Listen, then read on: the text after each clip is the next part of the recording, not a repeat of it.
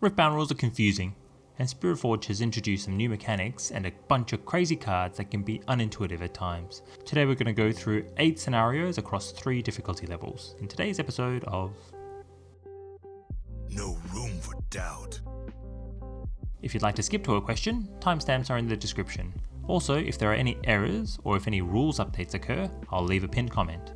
Any major issues, and I'll post an update video. You have a Stalwart Poro at base equipped with Guardian Angel. You play Irelia Fervent to base, and you'd much rather have the Guardian Angel on her, even though the Poro is pretty cute. Can you pay the equip cost and move the Guardian Angel over to your Irelia?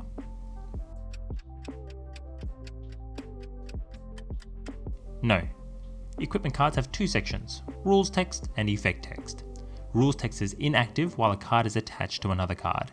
Effect text is the opposite, being inactive until it becomes attached. Unfortunately, the equip ability that would allow you to attach Guardian Angel to the Irelia Fervent is part of the rules text.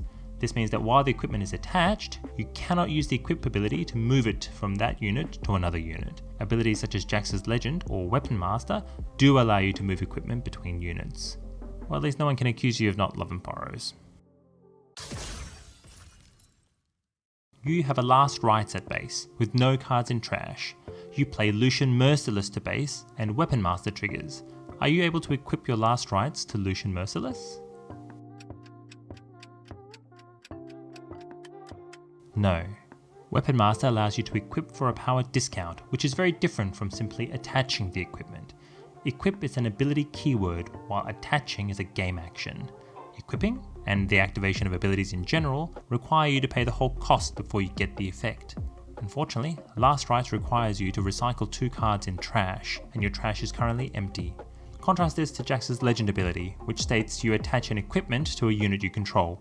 Attaching does not have an inherent associated cost, it's just the act of putting a card behind another card. In this example, Jax's Legend ability would bypass the Last Rites equip cost of a Chaos Power and recycling 2 cards from trash. So, unfortunately, Lucian will enter the battlefield and the shovel will just lie awkwardly on the ground next to him. Your opponent has a Kai'Sa Survivor at base. They move her into a battlefield, initiating a showdown. You play Frigid Touch repeated, giving the Kai'Sa -4 might, bringing her to 0 might. Does the Kai'Sa die?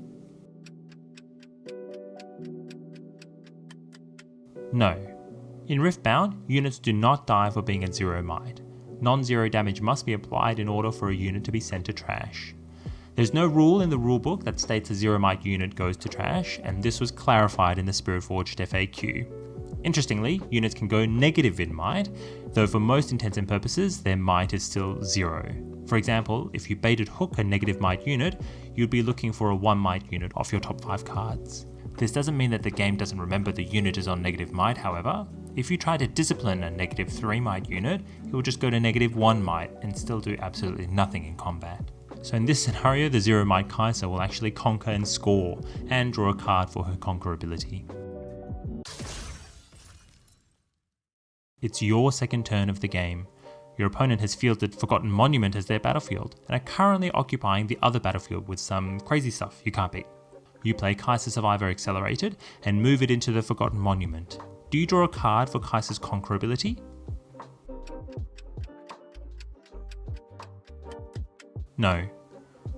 Conquering by definition is a player gaining control of a battlefield they did not score on this turn. So by this definition you should be able to conquer this battlefield. However, score abilities such as conquer and hold triggers will only trigger if you actually score on the battlefield. This scenario outlines the important, though seemingly semantic difference between scoring points and gaining points. If you're confused, just remember that gaining points simply is putting your point total up. Scoring is a game process which involves a number of rules and checks. Clarifying this was the intention behind the errata for Tiana Crownguard. Her rules were changed so that now she simply prevents points from being gained. Because Tiana doesn't interfere with any other game rules, she does not prevent conquering, scoring, and score abilities such as conquer triggers. Forgotten Monument, however, was not part of this errata, and seemingly was designed to prevent conquering in the first 2 turns of the game.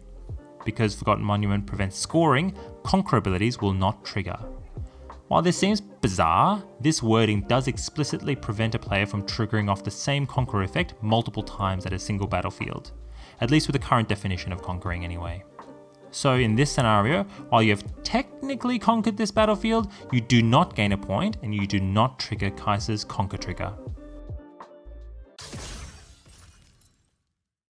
You have Aleutian Merciless attached with Trinity Force and Skyfall of Areion. You are currently at 6 points and you have not scored either battlefield yet. You move into an unoccupied battlefield, initiating a showdown.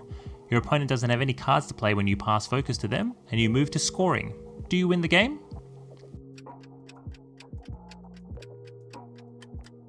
Yes. When you conquer, you score. But scoring is broken up into two elements, gaining a point and triggering score abilities such as conquer effects. This scenario looks to clarify the timing of these elements, since it has an important bearing on whether or not you score your 8th point. Remember, when you conquer, if it's the final point and you haven't scored on each other battlefield, you'll draw a card instead of gaining the final point and winning. However, all other scenarios, including conquer abilities when they give you points, are not beholden to the same restriction.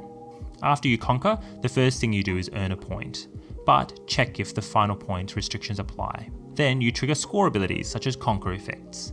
So with this sequence, first you get a point for conquering, then you gain your 8th point for the conquer trigger of the Trinity Force Skyfall combo and win the game. You have a Draven Audacious at base. You are currently at 6 points and you have not scored on either battlefield yet. Your opponent has a Teemo at the battlefield. You move your Draven into the battlefield. What the is that? Initiating a combat showdown. Your opponent doesn't have any cards to play when you pass focus to them, and you proceed through the combat showdown. Do you win the game?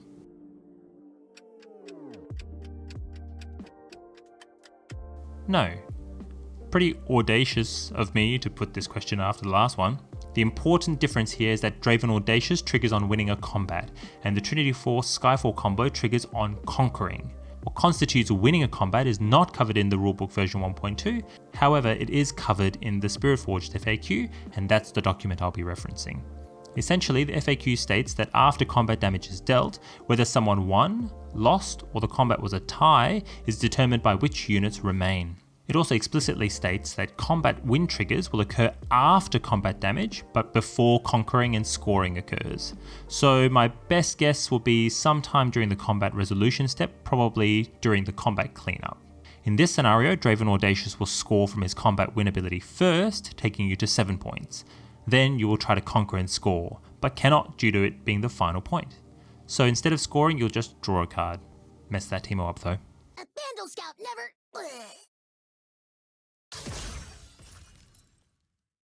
You have an Immortal Phoenix at base and a Pouty Poro at Trifarian War Camp. Your opponent moves their Trove Golem into the battlefield, initiating a combat showdown. You play Death Grip on your Immortal Phoenix, increasing your Pouty Poro's might to 6. Can you use Immortal Phoenix's ability to replay it from trash? Yes.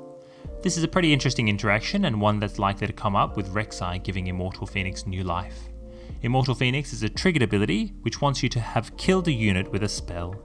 In Riftbound, if something only triggers in a specific zone and enters that zone at the same time the trigger condition is met, it does trigger.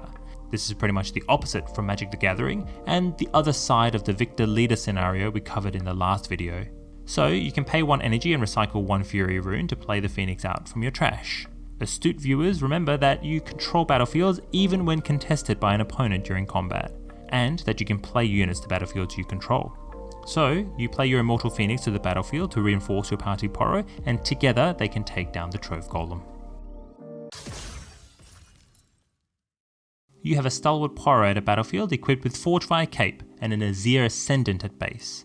Your opponent moves 3 Vanguard Sergeants and 3 Spectral Matrons into the battlefield, initiating a combat showdown. Forgefire Cape triggers, dealing 2 damage to all the Sergeants and Matrons. You use Azir Ascendant's activated ability to move your Poro back to base and Azir into the battlefield. You also attach Forgefire Cape to Azir as part of his ability. Does Forgefire Cape trigger again, wiping away all the 4 might units? Yes. Forgefire Cape's effect text states, when I attack or defend, deal 2 damage to all enemy units here. While equipment are attached, the effect text becomes part of the unit's text. This is really important, as a unit cannot trigger the same attack or defend trigger multiple times during a single combat. For example, Yasuo Remorseful couldn't be sent into a battlefield as an attacker, trigger, be flashed home and then ride the Winded back to trigger again.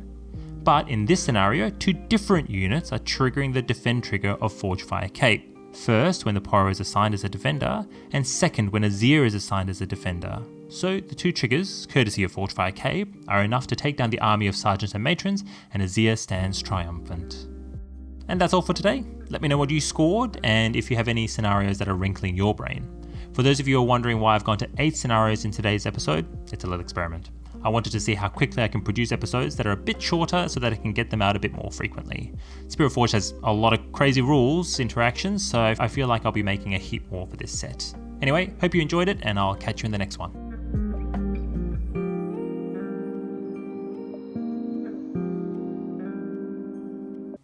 Skyfall of Areion? Skyfall of Areion.